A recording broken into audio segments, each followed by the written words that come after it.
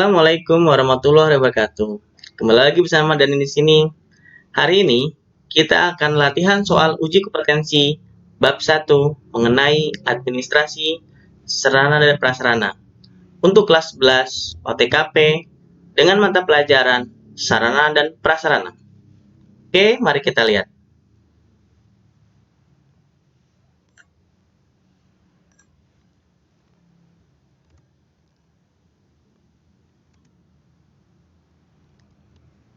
Soal pilihan ganda. Nomor 1.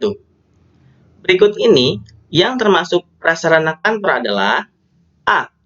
Mesin scanner, B. Gedung kantor, C. Perforator, D. Kertas, dan E. Telepon. Jawaban yang benar adalah gedung kantor. Alasannya, karena gedung kantor merupakan peralatan pelengkap yang secara tidak langsung penunjang pelaksanaan proses pekerjaan kantor, dan nilainya untuk pengadaannya sangat besar. Itu adalah salah satu ciri dari prasarana. Oke, kita menginjak soal berikutnya. Nomor 2. Kertas, tinta, penjepit kertas, penggaris merupakan contoh-contoh sarana yang tergolong dari A. Perlengkapan kantor, B. Mesin kantor, C. Perabot kantor, D. Interior kantor, dan E. Pesawat kantor. Jawaban yang benar adalah A. Perlengkapan kantor. Alasannya, perlengkapan kantor adalah istilah generik yang mengacu kepada semua perlengkapan yang umumnya digunakan di kantor atau di perusahaan dan organisasi lainnya, mulai dari perorangan sampai dengan pemerintahan, yang bekerja untuk pengumpulan data, perbaikan, yang keluarannya adalah informasi.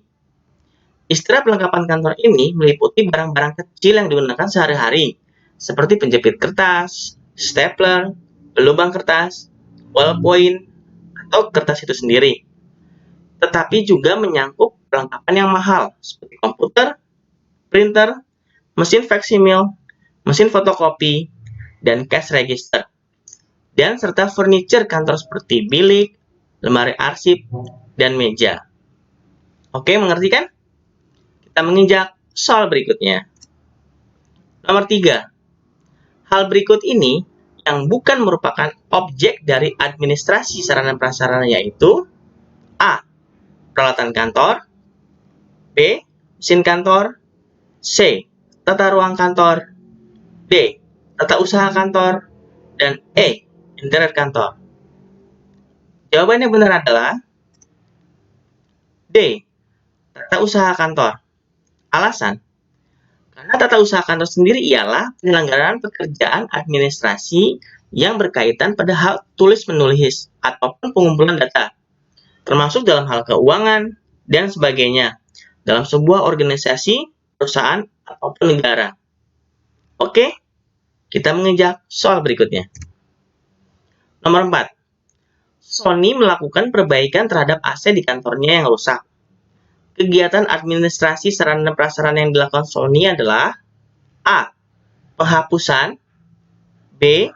Perbaikan, C. Pemeliharaan, D. Perawatan, dan E. Rehabilitasi. Mari kita lihat jawabannya. Jawaban yang benar adalah E. Rehabilitasi.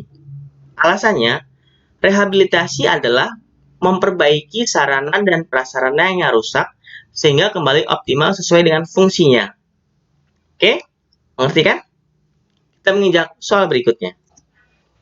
Soal nomor 5. Kegiatan berikut yang merupakan kegiatan pemeliharaan sarana dan prasarana kantor yang paling tepat adalah A. Mencatat semua sarana dan prasarana yang dimiliki, B. Membersihkan mesin-mesin kantor secara berkala, C. Menggunakan peralatan kantor sesuai dengan fungsinya, D.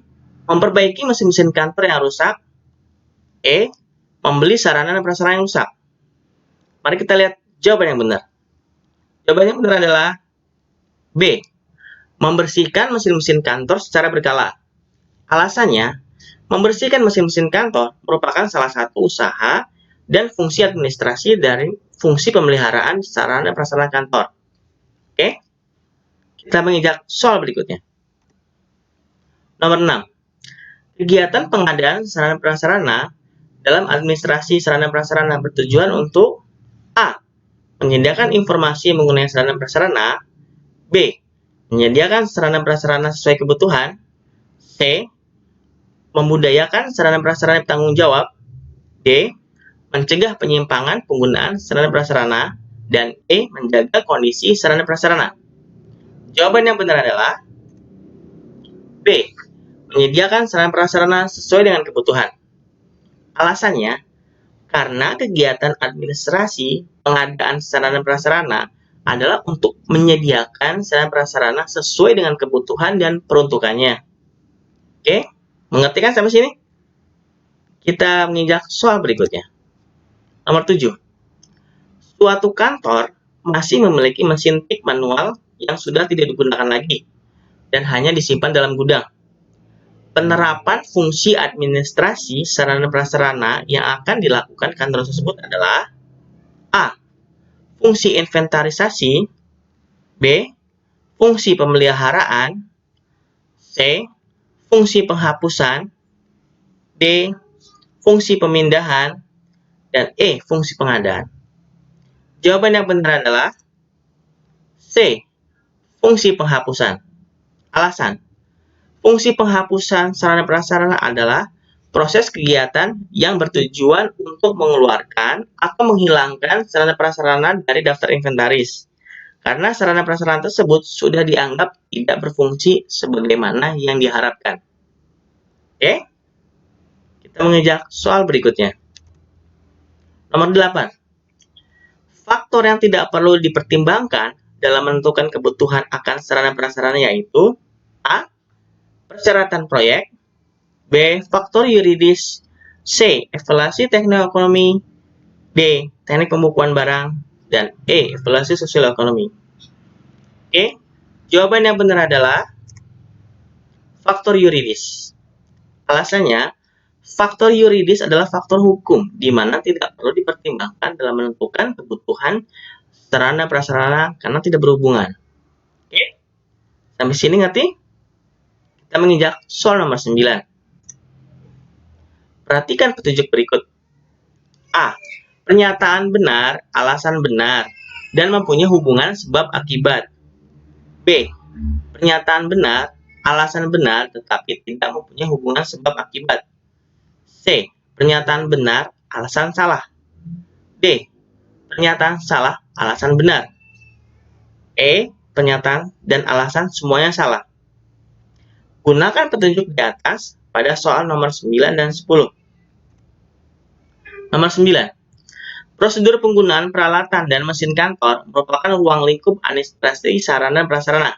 Sebab, alat dan mesin kantor bukan termasuk sarana prasarana kantor. Kita lihat jawaban yang benar.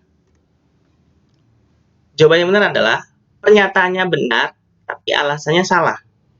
Alasannya, karena alat dan mesin kantor merupakan termasuk dari sarana prasarana kantor. Oke, mengerti kan?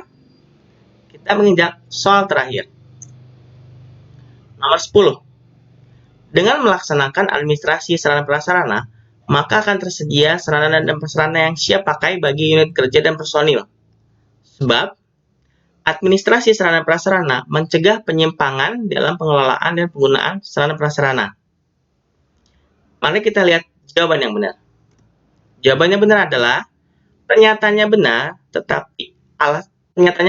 alasan benar, tapi tidak punya sebab akibat. Alasannya, karena tidak saling berhubungan antara ketersediaan sarana prasarana yang siap pakai dengan penyimpangan, pengelolaan, dan penggunaan sarana prasarana. Oke? Ngerti kan semuanya? Oke, terima kasih atas waktunya. Nantikan kembali video-video saya berikutnya yang berhubungan dengan materi pendidikan. Oke, terima kasih. Wassalamualaikum warahmatullahi wabarakatuh.